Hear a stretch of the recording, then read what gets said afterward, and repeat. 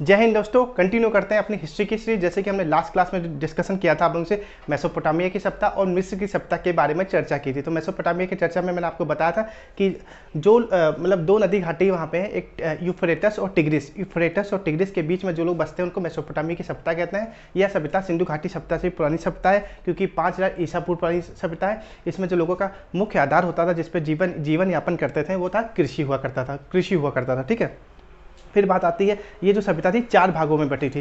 एक तो सुमेरियन थी, एक सुमेरियन में बटी हुई थी, एक बेबीलोन में बटी हुई थी, एक असीरिया में बटी हुई थी और दूसरा केटेरिया में। तो बेबीलोन में अब क्या है, बेबीलोन की से सब क्वेश्चन समझ लीजिए कि जो सिकंदर था उसका मकबरा बेबीलोन में था और उसका जो घोड़ा था बुके फराल, उसकी मृत्यु वहीं पर हुई थी। तो ये सब चर्चा थी मेसोपोटामिया की। अब एक क्विक रिवीजन लेते हैं। रोम सभ्यता में हमने क्या बताया था आपको, मिस्र सभ्यता में क्या बताया था। तो जो मिस्र की सभ्यता थी, इसमें क्या था, जो यहाँ का जो राजा था उसका नाम था फिरौल था और ये नील नदी के किनारे थी। और यहाँ का जो मेन कार्य था, लोगों के क्या करते थे, जब कोई मर जाता था या ये लोग मम्मी से बनाने का ज़्यादातर काम करते थे। पिरामिड, गीजा सब यहाँ के बड़े फेमस हैं। ठीक है, अब कंटिन्यू करते हैं आज का अपना टॉपिक। अभी तक हमने जो डिस्कस किया है प्राग ऐतिहासिक, आदि ऐतिहासिक डिस्कस कर लिया। आज हम ऐतिहासिक के बारे में जानेंगे। एक बार बोर्ड पर लिख दूँ, फिर समझाता हूँ आप लोगों को।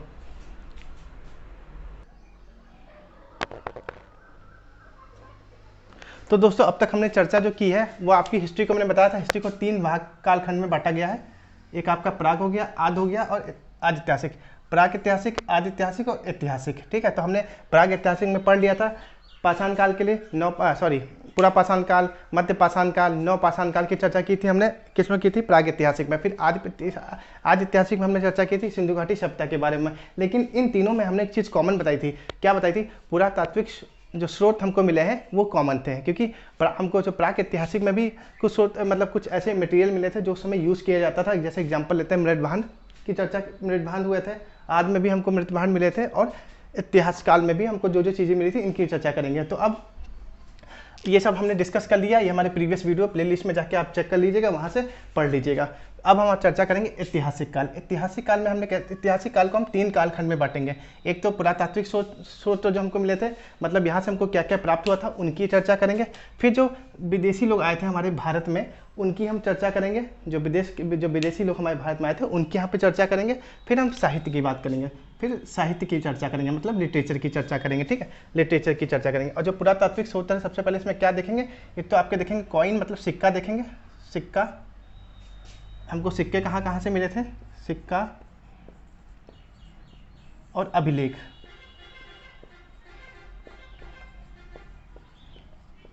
मतलब पहले हम सिक्के के बारे में जानेंगे, बाद में अभिलेख के बारे में। तो सिक्का जब कोई भी राजा या कोई भी आया था तो सबने क्या किया था, अपने अपने सिक्के चलाए थे यहाँ पे आके। तो हम सिक्के की चर्चा करेंगे, बाद में अभिलेख, अशोक स्तंभ था, ये जितने भी अभिलेख थे इनके बारे में चर्चा करेंगे हम लोग।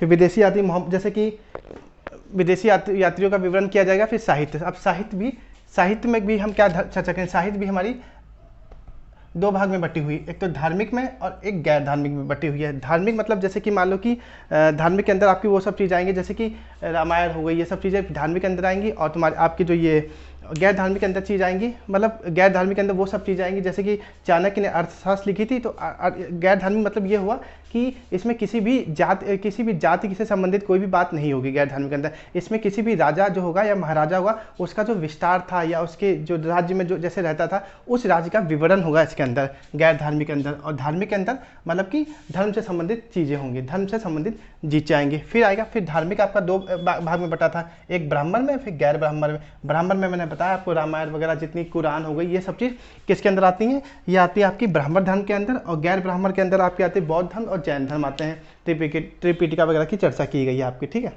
तो ये सब डिटेल था, एक बार फिर से समझ लिया। प्राग ऐतिहासिक, आदि ऐतिहासिक, ऐतिहासिक। तो प्राग ऐतिहासिक में हमको आपको बताया था पाषाण काल की चर्चा की थी, और आदि ऐतिहासिक में सिंधु घाटी सभ्यता की चर्चा की है, और ऐतिहासिक काल में चर्चा की है।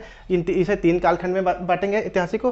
पुरातात्विक स्रोत पे, पुरातात्विक में सिक्का और अभिलेख पढ़ेंगे, विदेशी यात्री का चर्चा करेंगे, और साहित्य मतलब लिटरेचर। फिर हम साहित्य को भी 2 भाग में बांटेंगे, जो कि धार्मिक और गैर धार्मिक है। धार्मिक मतलब जो किसी के धर्म से संबंधित हो, गैर धार्मिक जो किसी के धर्म से ना संबंध होकर किसी राजा के विस्तार से संबंधित हो, तो वो होगा गैर धार्मिक। फिर धार्मिक को हम 2 भाग में बांटेंगे, एक ब्राह्मण धर्म और गैर ब्राह्मण धर्म। ब्राह्मण धर्म की चर्चा हम उसमें करेंगे, जैसे कि मान लो आपका कुरान हो गया, गया, रामायण हो गई, इनकी चर्चा हो गई, और गैर ब्राह्मण हो गया वो जैसे कि आपके बौद्ध हो गए, सॉरी जैन, बौद्ध, त्रिपिटका, इनकी चर्चा हम सब इसमें करेंगे। तो आज हम सबसे पहले टॉपिक उठाते हैं ऐतिहासिक काल का पुरातात्विक सूत्र, इसकी चर्चा करते हैं।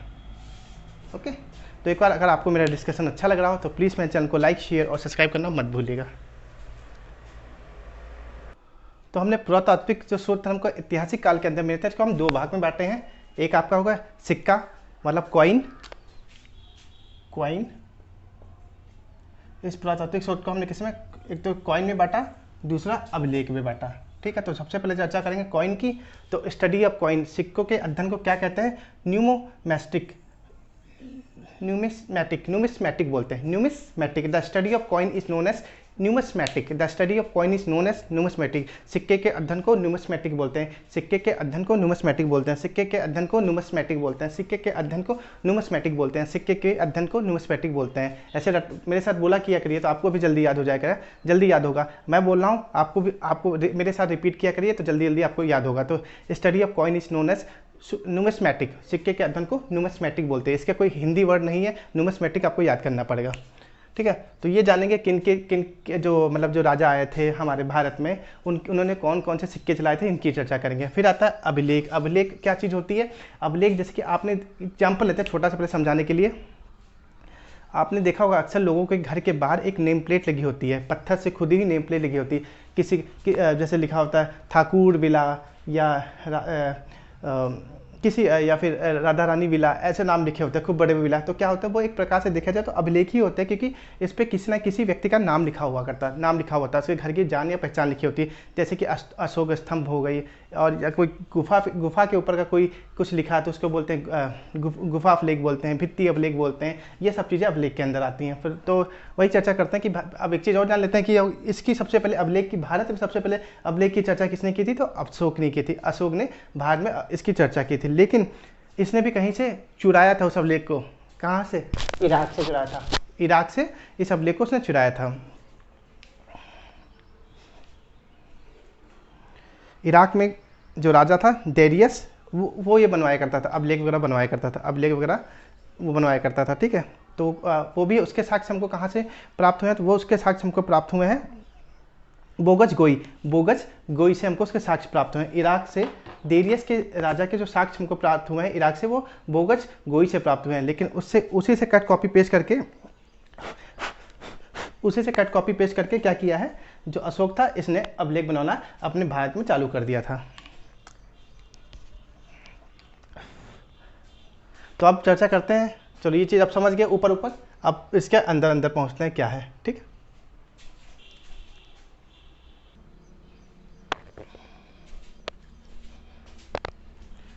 तो सिक्के की चर्चा ऐसे है कि सिंधु घाटी सप्ताह हमने बताया था, सबसे पहले सिंधु घाटी सप्ताह थी। तो सिंधु घाटी सप्ताह के टाइम कैसे सिक्के चलते थे उसकी चर्चा करते हैं। ठीक है, तो सिंधु घाटी के समय आपने बताया था टेराकोटा, हमने बताया था आपको टेराकोटा के सिक्के चलते। टेराकोटा क्या होता था? मिट्टी हुआ करती, लाल रंग की एक मिट्टी होती थी, उसको बोलते थे टेराकोटा। तो सिंधु घाटी सप्ताह जब किसी को कुछ लेना होता था तो वो सिक्के देके उसके बदले कोई वस्तु को ले सकता था, तो उसको बोलते हैं टेराकोटा के सिक्के थे। तो अगर आपसे क्वेश्चन पूछा जाए सिंधु घाटी सप्ताह के टाइम कौन से सिक्के चलते थे, तो टेराकोटा के सिक्के चलते थे।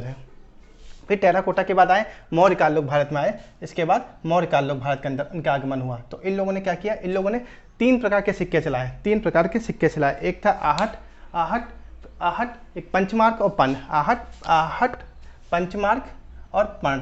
तो आहट क्या चीज़ होती है, इस पे क्या होता है, ये जो सिक्के हैं आहट सिक्के हैं, इन पे किसी चीज़ की मोहर बनी हुआ करती थी। नहीं कहते हैं जैसे कि आहट करके बहुत तेज़ किसी चीज़ पे अगर आप मार दोगे तो उस पर वो चित्रकारी छप जाएगी, जो जिससे आप मार रहे हो उस पर जो बना हुआ है, तो उसको बोलते थे आहट सिक्के। और पंचमार्क क्या होता था, किसी भी 5 धातु से मिलकर जब कोई चीज़ बनी होती है तो उसको पंच बोलते हैं। तो पंचमार्क इन्होंने 5 धातु को मिला के सिक्का बनाया था, तो उसको बोलते थे पंचमार्क। फिर होता है पर्ण, एक सिक्का इन्होंने चलाया था पर्ण। उसमें क्या था, इसमें क्या था, पर्ण के अंदर चांदी से बना था सिक्का, चांदी। तो मौर्य काल में सिक्के चलते थे आहट, पंचमार्क और पर्ण। आहट, पंचमार्क और पर्ण। तो ऐसे याद करोगे, मौर्य काल में सिक्के चलते थे आहट, पंचमार्क और पर्ण। आहट, पंचमार्क और पर्ण। आहट, पंचमार्क और पर्ण चलते थे। कब? मौर्य काल के समय आहट, पंचमार्क और पर्ण चलते थे। अब याद रखना। फिर आते हैं यूनानी। इस समय अभी क्या हुआ, फिर जो युद्ध हो गया भारत में, तो क्या हुआ, यूनानी लोग आए हालांकि ये यूनानी ऐसे नहीं थे कि ये भारत को लूट के लेके चले गए, ये भारत में आए और भारत में ही आके बस गए, तभी इनको इंडो यूनानी कहते हैं, इंडो ग्रीक कहते हैं, इंडो यूनानी। जैसे कि आपको मोहम्मद गजनवी पता होगा कि भारत को आया, लूट के भाग गया था। तो ये लोग क्या थे, यूनानी लोग आए और इन लोगों ने सोने के सिक्के चालू किए, सोने के सिक्के चालू किए, सोने के सिक्के चालू किए यूनानी लोगों ने, ठीक है। तो ये लोग फिलहाल लूटे तो थे, लेकिन ये यहीं पे आके यहीं बस गए थे फिर। तो इंडो ग्रीक इनको इसलिए इनको इंडो ग्रीक कहा जाता है, इंडो ग्रीक। तो यूनानी लोगों ने सोने के सिक्के चालू किए, भैया इन लोगों सोने के सिक्के चालू किए। उसके बाद आए कुषाण लोग। कुषाण लोग फिलहाल जो इनके सोने के सिक्के थे वो पूरी तरह से सोने के नहीं थे, जैसे हम लोग कहते हैं कि यार 100% गोल्ड है, तो उस तरह के इनके सिक्के नहीं थे, कहीं ना कहीं मिलावट थी इनके सिक्के में। फिर आपके आए कुषाण लोग। कुषाण लोगों ने चालू किया शुद्ध सोने के सिक्के, इनके सोने के सिक्के में मिलावट नहीं थी। जैसे कहते हैं ना कि जब गाय का दूध होता है, हम उस दूध वाले से पूछते भैया इसमें पानी तो नहीं मिला, तो कहता कि नहीं मिला है। लेकिन नहीं मिला तो अगर जब बोलेगा नहीं मिला शुद्ध है, तब तो कुषाण वाले केस में आ जाएगा कि शुद्ध हमको दूध दे रहा है, शुद्ध सोने के सिक्के चलाए थे। लेकिन जब बताएगा नहीं है, लेकिन उसमें पानी मिला हुआ हमको पता लग जाएगा, तो किस में आएगा, यूनानी के। हालांकि दूध है लेकिन हमको नहीं पता पानी मिला है, वो मिला के लेके आ रहा है, ठीक है। तो सोने के सिक्के हम किसने चलाए थे, यूनानी ने। लेकिन शुद्ध की बात कर दिया, शुद्ध सोना, प्योर सोने की बात की जाए तो कुषाण लोगों ने चलाया था। तो याद करो, सिंधु घाटी सभ्यता में हमने कौन से सिक्के देखे, टेराकोटा के सिक्के चले। फिर हमारा मौर्य काल आया, मौर्य काल में हमने क्या क्या देखा, आहट देखा, पंचमार्क देखा, पर्ण देखा, आहट देखा, पंचमार्क देखा, पर्ण देखा। फिर यूनानी लोग आए, यूनानी लोगों ने कौन से सिक्के चलाए, तो यूनानी लोगों ने अपने गोल्ड के सिक्के चलाए, गोल्ड के सिक्के चलाए, गोल्ड के सिक्के चलाए। फिर आपके कुषाण वाले लोग आए, कुषाण लोगों ने कौन से सिक्के चलाए, तो शुद्ध सोने के सिक्के चलाए थे, शुद्ध सोने के सिक्के चलाए कुषाण लोगों ने, शुद्ध सोने के सिक्के चलाए कुषाण। फिर इसके बाद आते हैं गुप्त काल। अब इसको रफ करते हैं, फिर आगे डिस्कस कर लें। इसको नोट डाउन कर लीजिए आप लोग, वीडियो को पॉज करके एक दो बार वीडियो देख लिया करिए। तो एक बार अगर मेरा डिस्कशन अगर आप लोगों को अच्छा लग रहा है तो प्लीज़ मेरे चैनल को लाइक, शेयर और सब्सक्राइब करना मत भूलिएगा। तो आपका जो कुषाण शासक के बाद कौन आया, गुप्त काल आया। कुषाण लोगों ने शुद्ध सोने के सिक्के चलाए थे, कुषाण ने शुद्ध सोने के सिक्के चलाए थे। तो अब बताइए एक बार, सिंधु के टाइम कैसे चलते थे सिक्के, सिंधु के टाइम कैसे सिंधु सभ्यता चलती थी, तो उस टाइम कैसे सिक्के हुआ करते थे, तो टेराकोटा के सिक्के होते थे, टेराकोटा के सिक्के हुआ करते थे, टेराकोटा के सिक्के हुआ करते थे। फिर मौर्य काल आया, मौर्य काल में कैसे सिक्के थे, तो आहट थे, पंचमार्क थे, पर्ण थे, आहट थे, पंचमार्क थे, पर्ण थे। उसके बाद यूनानी लोग आए, यूनानी लोग आए तो यूनानी लोग कैसे सिक्के चलाए थे, यूनानी लोगों ने चलाया गोल्ड के सिक्के चलाए, सोने के सिक्के चलाए, यूनानी ने सोने के सिक्के चलाए। फिर कुषाण लोग आए तो कुषाण लोगों ने शुद्ध सोने के सिक्के चलाए, कुषाण लोगों ने शुद्ध सोने के सिक्के चलाए। अब आते हैं आपके गुप्त काल। गुप्त काल में बहुत सारे सिक्के हुए थे, अब इनकी चर्चा करते हैं। तो गुप्त काल जब आया और ये बहुत लंबा समय चला था। जब जानते हो कि जब कोई चीज़ बहुत लंबी चलती है तो उसमें खिचड़ी पकने लगती है, खिचड़ी पकने लगती है, ठीक है, उसमें सब गड़बड़ होने लगता है। तभी कहते हैं किसी भी चीज़ को या किसी भी सरकार को वो लंबे समय तक टिकने नहीं देना चाहिए, ठीक है। क्योंकि अब जब कोई एक ही व्यक्ति राज करने लगता है तो सोचता है अब सब कुछ मेरा ही है। तो यही हाल इनका था गुप्त काल का। तो इन्होंने क्या किया, सबसे ज़्यादा सोने, मास सोने की, बहुत सारे सोने का प्रोटेक्शन किया, खूब सोने के सिक्के, बहुत सारे सिक्के बना दिए, ठीक है। तो इनके टाइम में सर्वाधिक सिक्के बन गए, सर्वाधिक बहुत ज़्यादा सिक्के बन गए। अब क्या होगा, जैसे कि मान लो आप कोई चीज़ बना रहे हो, एग्जाम्पल लो कुछ खाने का, जैसे मान लो आप कोई बिस्किट ही बना रहे हो, ठीक है, और खूब ज़्यादा प्रोडक्शन करना, खूब ज़्यादा सिक्के बनाना हो तो बिस्किट में आप मिलावट करने लग जाओगे, ठीक है। तो यही बात थी। फिर उन्होंने क्या किया, तो जो कुषाण लोगों ने शुद्ध सिक्के चलाए थे, लेकिन इनके काल में आते वो सिक्के क्या हो, अशुद्ध हो गए, वो सिक्के अशुद्ध हो गए, ठीक है। तो फिर इनके टाइम पे अशुद्ध सिक्के चलने लगे। फिर चांदी पे लगा के फिर चांदी सिक्के बनाने लगे। फिर मयूर शैली के सिक्के बनाने लगे। मयूर शैली वो होती है जिसमें मोर से संबंधित कुछ चित्र वित्र बने होंगे, तो मयूर शैली की। फिर कौड़ी का प्रयोग होने लग गया इनके टाइम पे। तो क्या क्या इनके टाइम पे इस्तेमाल होता है, इनके गुप्त काल में क्या क्या हुआ था, क्या सर्वाधिक सिक्के बनने लग गए थे, सर्वाधिक सिक्के थे, और अशुद्ध सिक्के थे। उसके बाद ये लोग चांदी पे आ गए, चांदी के सिक्के बनाने लगे, चांदी के सिक्के बनाने लगे। बाद में मयूर शैली के सिक्के बनाने लगे, बाद में कौड़ी पे आ गए। कौड़ी क्या होता है, आपने देखा हो कि अगर आज के टाइम तो बहुत आजकल अगर आप किसी भी VIP उसमें जाओगे, रेस्टोरेंट वगैरह में, तो आप देखोगे झूमर देखते होगे। तो झूमर बचपन में याद होगा कि जब किसी की शादी में जाया करते थे तो टेंट लगता था, टेंट में झूमर नहीं लगती थी, तो जब वो उतारते तो कहीं ना कहीं गिर जाया करती थी, तो हम उठा के उसको आंखों से देखा करते थे, हमको 4-4 रिफ्लेक्शन है, 4-4 इमेज दिख रही। तो उस प्रकार की कौड़ियाँ चला करती थी, तब लोग उससे आदान प्रदान किया करते थे। लेकिन एक कंडीशन थी, अगर वो कौड़ी टूट गई तो नहीं चलती थी, ठीक है। तो बिल्कुल समुच्च वो कौड़ी होनी चाहिए, तब कोई सामान आप खरीद सकते हो। तो क्या था, इनके टाइम में गुप्त काल के टाइम सर्वाधिक सोने के सिक्के हुआ करते थे, सर्वाधिक सिक्के हुआ करते थे, और अशुद्ध सिक्के थे। अशुद्ध सिक्के फिर चलाए किसने, आज से अशुद्ध और आधा सा से स्कंद, अशुद्ध स्कंद, सा और सा, शुद्ध स्कंद, स्कंद, स्कंद गुप्त, स्कंद गुप्त। तो क्या है, अशुद्ध सिक्के स्कंद गुप्त ने चलाए, अशुद्ध सिक्के स्कंद गुप्त ने चलाए, सॉरी अशुद्ध सिक्के स्कंद गुप्त ने चलाए, अशुद्ध सिक्के किसने चलाए, स्कंद गुप्त। फिर चांदी के सिक्के चले थे चंद्रगुप्त द्वितीय चंद्रगुप्त विक्रमादित्य द्वितीय के टाइम क्या चले, आपके चांदी के सिक्के चले। मयूर शैली के चले थे समुद्रगुप्त के टाइम, मयूर शैली के चले थे, मयूर शैली के चले थे समुद्रगुप्त के टाइम, समुद्रगुप्त के टाइम मयूर शैली के चले थे, समुद्रगुप्त के टाइम मयूर शैली के चले थे। तो अगर आपसे पूछ दिया जाए अशुद्ध सिक्के किसके टाइम चले थे, तो आप बोलोगे स्कंदगुप्त के टाइम, स्कंदगुप्त के टाइम चले थे। और अगर पूछ लिया जाए चंद्रगुप्त द्वितीय विक्रमादित्य के टाइम कौन से सिक्के चले थे, तो आप बोलोगे चांदी के सिक्के चलते थे, चांदी के सिक्के चलते थे। फिर अगर बोला जाए मयूर शैली किसके टाइम पर चलते थे, तो मयूर शैली आप बोलोगे कि समुद्रगुप्त के टाइम चलते थे, और कौड़ी भी चलती थी। ये सब बात आपकी गुप्त काल के अंदर आती। फिर आती सातवाहन। भैया जब सातवाहन का आगमन हुआ भारत में, तो इन्होंने कहा है कि सिक्के सात से सातवाहन और सात से शीशा, सात से सातवाहन और सात से शीशे के सिक्के चलाए थे, सात से सातवाहन, सात से शीशे के सिक्के चलाए थे, सातवाहन ने शीशे के सिक्के चलाए थे। अब आगे जानते हैं। फिर आपका सातवाहन के बाद मुगल काल आया था। तो मुगल काल का जो फेमस था उसको बोलते थे हुमायूं, हुमायूं राजा था, हुमायूं फेमस था, ठीक है। तो इसने कौन से सिक्के चलाए थे, तो चमड़े के सिक्के चलाए थे, जो चमड़े के इसके सिक्के बने हुआ करते थे वो चलाए थे इसने। तो सातवाहन के बाद कौन सा काल आया, तो सातवाहन के बाद आपका मुगल काल आया। मुगल काल में कौन था, हुमायूं था, और हुमायूं ने कौन से सिक्के चलाए, तो चमड़ा के सिक्के चलाए थे, हुमायूं ने आपके चमड़े के सिक्के चलाए थे। फिर इसके बाद आपका आता है शेरशाह सूरी। फिर भारत में एंट्री होती है शेरशाह सूरी की, शेरशाह सूरी ने। और एक चीज़ और जान लो शेरशाह सूरी के बारे में, शेरशाह सूरी ने पाटलिपुत्र का नाम बदलकर पटना किया था, पाटलिपुत्र का नाम इसने बदला, फिर उसको किया पटना। तो इसने क्या किया, इन्होंने 3 प्रकार के सिक्के चलाए थे, 3 प्रकार के सिक्के चलाए थे। एक था दाम, रुपया और असरफी, दाम, रुपया और असरफी। आज भी शेरशाह सूरी की कही हुई बातें या कहे हुए सिक्के, ये जो टर्म्स हैं वो आज भी चलते हैं। कहीं कहीं आप जब जाओगे जाते हैं दुकान पे, तो आप पूछते हो भैया कितना दाम है इसका, तो कहीं ना कहीं हम पूछ लेते हैं ना। शेरशाह सूरी वाली जो बातें आज भी चलती चली आ रही हैं। तो आज भैया, आज मतलब कुछ भी लेते हो, भैया इसका दाम बताओ कितना है। तो दाम जो था आपका काहे का बना हुआ करता था, दाम जो सिक्के थे ये आपके तांबा के बने होते थे, दाम जो सिक्के बनते थे तांबा के बनते थे। फिर रुपया आपका चांदी का बनता था, रुपया जो है वो आपका चांदी का बनता था, रुपया जो आपका है वो चांदी का बनता था। और फिर असरफियों की बात करते हैं तो असरफिया आपकी सोने की हुआ करती थी, असरफिया आपकी सोने की हुआ करती थी। तो ये सब चीज़ आप इतना याद रखना, नोट डाउन कर लेना इसको। अब आगे जानते हैं अगला टॉपिक जो रहेगा। हमने आपको बताया था, एक तो सिक्का बताया, दूसरा मैंने बताया आपको अभिलेख। पर अभिलेख को इस तरह अगर हम इस तरह याद करेंगे तो हम भूल जाएंगे, लेकिन सिक्के तो आपको याद करा दिया, याद रखना। लेकिन अभिलेख को जैसे जैसे राजाओं का विवरण आएगा उसके अकॉर्डिंग याद करेंगे तो ज़्यादा बेटर रहेगा। फिलहाल मैंने आपको बता दिया अभिलेख की शुरुआत भारत में किसने की थी, तो आपके अशोक ने की थी, लेकिन अशोक ने भी कहीं से चुराया था, तो उससे चुराया था देरिया से, जो इराक का शासक था। और ठीक है, तो उससे चर्चा की थी, मतलब उनसे लिया था। लेकिन अभिलेख को अभी ना पढ़ के हम आगे पढ़ेंगे। हम चाहते हैं हर चीज़ को रिलेट करके पढ़िए तो ज़्यादा अच्छा रहेगा, क्योंकि रटाना सही नहीं है, समझना चीज़ों को सही है।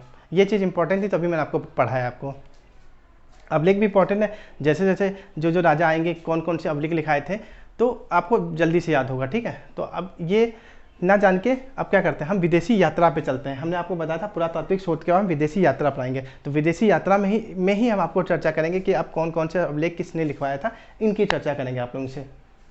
तो ये सब आप नोट डाउन कर लेना, मेरा वीडियो 1-2 बार देखिएगा, आपको याद हो जाएगा। कि इसीलिए मैं 4-5 बार बोलता हूँ ताकि आपको जल्दी याद हो जाए, क्योंकि आप जब मैं बोलता हूँ तो आप भी बोलोगे तो दिमाग में बैठ जाएगा। ये नहीं एक बार मैंने बोल दिया और आपने पढ़ा और चले गए तो कभी याद नहीं होता आपको। जब तक कोई भी चीज़ को आप 4-5 बार बोलोगे नहीं तब तक आपको याद नहीं होगा। तो आप चालू करते हैं अपना विदेशी यात्रा का विवरण के बारे में चर्चा करते हैं। तो अब हम चर्चा करेंगे विदेशी यात्री जो हमारे भारत में आए थे उनके बारे में जानेंगे। तो पहले एक बार मैप बना लें, मैप पे हंसना नहीं, ऐसे ऐसे हल्का हल्का बना दे रहा हूँ ताकि आपको बस समझ आए। तो मैप, ठीक है, ये मैप है आपका। तो इसमें जो चार तरह के लोग, 4 जगह से लोग आए थे हमारे भारत में, ठीक है।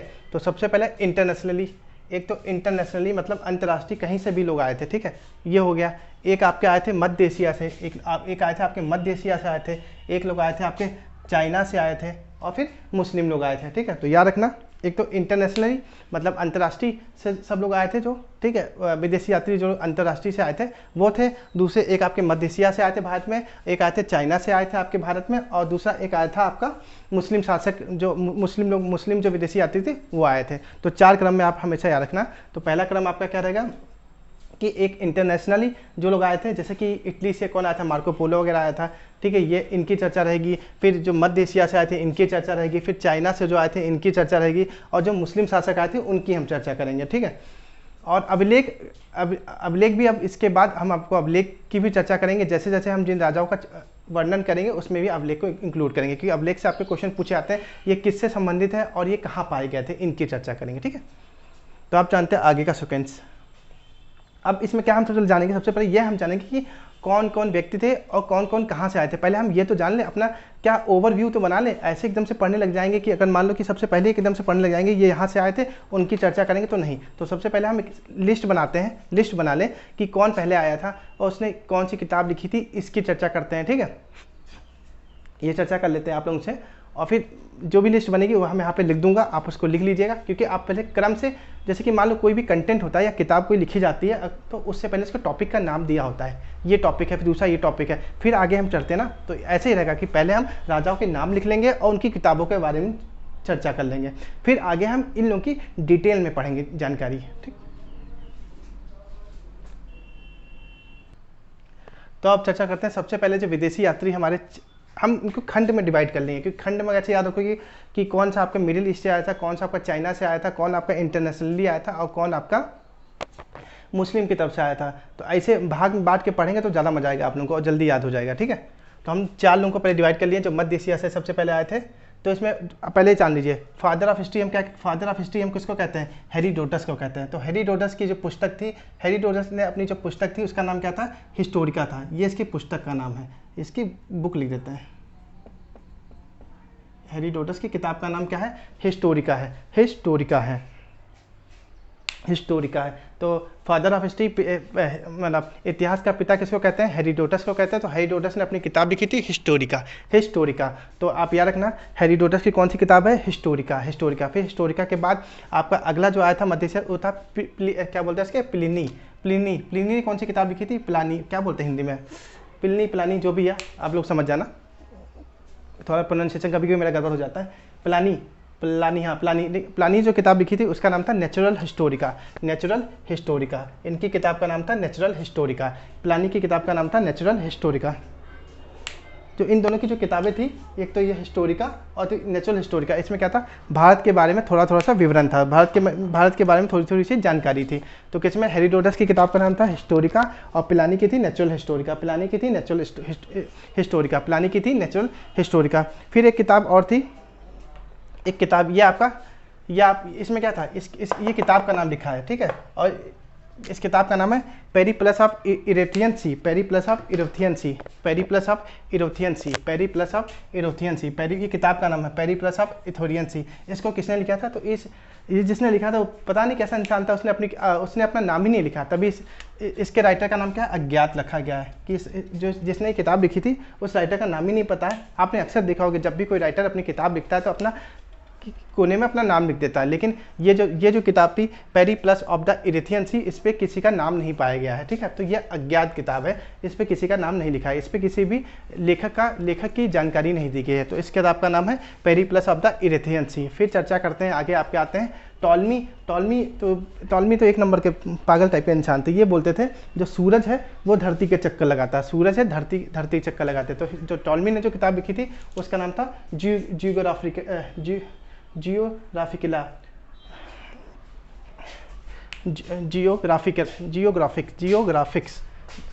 टॉलमी की पुस्तक का नाम है जियोग्राफिक। फिर टॉलमी ने जो अपनी किताब का नाम, टॉलमी की किताब का नाम था जियोग्राफिका। टॉलमी की किताब का नाम जियोग्राफिका, टॉलमी की किताब का नाम जियोग्राफिका, टॉलमी की किताब का नाम जियोग्राफिका, टॉलमी की किताब का नाम जियोग्राफिका। तो याद रखना, ये जो आपके मध्य एशिया से आते। तो हेरोडोटस की किताब का नाम था हिस्टोरिका, हेरोडोटस की किताब का नाम था हिस्टोरिका, हेरोडोटस की किताब का नाम था हिस्टोरिका। उसके बाद आपका आए थे पिलानी ने लिखी थी नेचुरल हिस्टोरिका, पिलानी ने लिखी थी नेचुरल हिस्टोरिका, पिलानी ने लिखी थी नेचुरल हिस्टोरिका। फिर एक व्यक्ति आए थे अज्ञात व्यक्ति के नाम से एक पुस्तक आई थी, Periplus of the Erythraean sea, Periplus of the Erythraean sea. तो इसको अज्ञात एक ऑथर था, अज्ञात नाम नहीं था, मतलब इस किताब के ऊपर किसी भी ऑथर का नाम नहीं था, किसी भी लेखक का नाम नहीं था। फिर आपका टॉलमी आया, तो टॉलमी बोले, टॉलमी ने जो किताब लिखी थी वो ज्योग्राफी का लिखी थी, ज्योग्राफी का टॉलमी लिखी थी, ज्योग्राफी का टॉलमी ने लिखी थी। आप तो याद रखना, मध्य एशिया से ये लोग आए थे, तो इन्होंने किताब की रचना की थी, यह सिक्वेंस याद रखना, ठीक है। तो सबसे पहला जो सबसे पहला लगा हेरोडोटस ने कौन सी किताब लिखी, हिस्टोरिका। हिस्टोरिका के रचयिता कौन है, हेरोडोटस। फिर आपकी आती है नेचुरल हिस्टोरिका, किसने लिखी थी, तो नेचुरल हिस्टोरिका प्लानी ने लिखी थी। नेचुरल हिस्टोरिका किसने लिखी है, प्लानी ने लिखी है। नेचुरल हिस्टोरिका किसने लिखी है, प्लानी ने लिखी है। नेचुरल हिस्टोरिका किसने लिखी है, प्लानी ने लिखी है। फिर पेरिप्लस ऑफ द इथेरियम सी के लेखक का नाम नहीं है। वह कौन सी पुस्तक है जिसपे किसी भी लेखक का नाम नहीं है, तो उसमें आंसर रहेगा Periplus of the Erythraean sea, Periplus of the Erythraean sea, Periplus of the Erythraean sea. या मतलब अज्ञात लेखक, मतलब कि अज्ञात क्या है, जिस किताब पे किसी भी लेखक का नाम नहीं है, तो उसका नाम है पेरिप्लस ऑफ द इरेथियन सी। फिर आते हैं आपकी टॉलमी ने एक पुस्तक का नाम लिखा था जियोग्राफिका, टॉलमी ने लिखा जियोग्राफिका। अब बढ़ते हैं आगे, इसको नोट डाउन कर लीजिएगा। और अगर आपको डिस्कशन मेरा अच्छा लग रहा है तो प्लीज़ मेरे चैनल को लाइक, शेयर और सब्सक्राइब करना मत भूलिएगा, और ये इन्फॉर्मेशन अपने दोस्तों तक भी शेयर किया करिएगा। बेल आइकॉन भी दबाइए ताकि आपको नोटिफिकेशन मेरी वीडियोज़ का डेली मिलता रहे। फिर इसके बाद आपका जो यूरोप से आया था, तो यूरोप से कौन आया था, मार्को पोलो आपका कहाँ से आया था, यूरोप से। और मार्को पोलो कहाँ का रहने वाला था, इटली का रहने वाला था, इटली का, ठीक है। इन्होंने कौन सी पुस्तक की चर्चा की, चीन की यात्रा की चर्चा की है। मार्को पोलो यूरोप से आए थे, जो कि इटली के रहने वाले थे। इनकी जो पुस्तक का नाम है चीन की यात्रा के बारे में चर्चा की। फिर आया था मेगास्थनीज जब भारत में आया तो इसने एक किताब लिखी, किताब का नाम था इंडिका, लेकिन मेगास्थनीज किसके साथ आया था, तो सेल्यूकस निकेटर के साथ आया था, ये कहाँ था, भारत में आया था।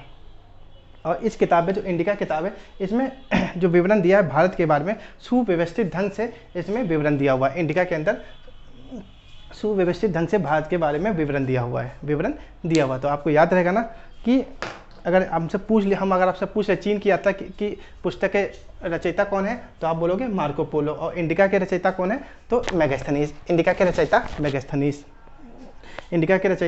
मेगास्थनीज।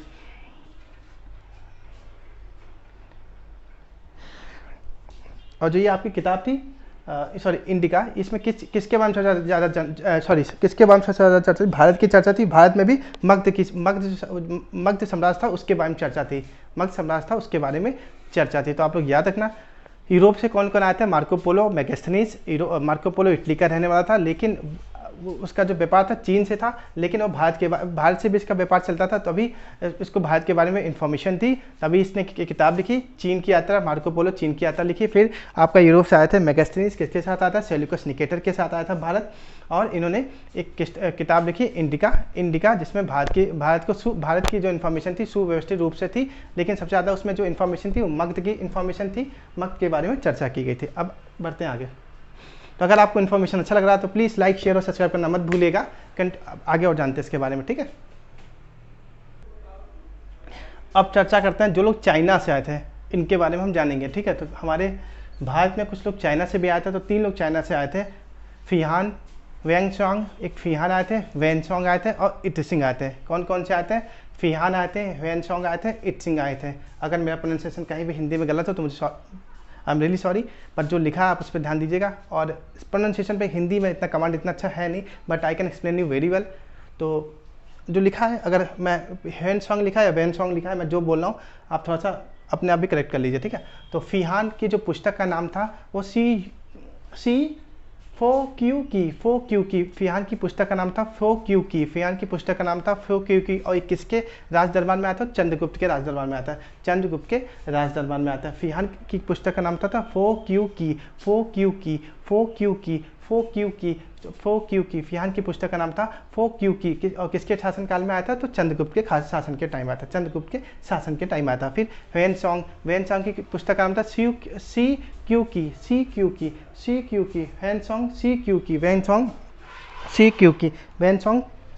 की, ये किसके टाइम पे आता है, ये हर्षवर्धन के टाइम आता है। हर्षवर्धन के टाइम में आया था।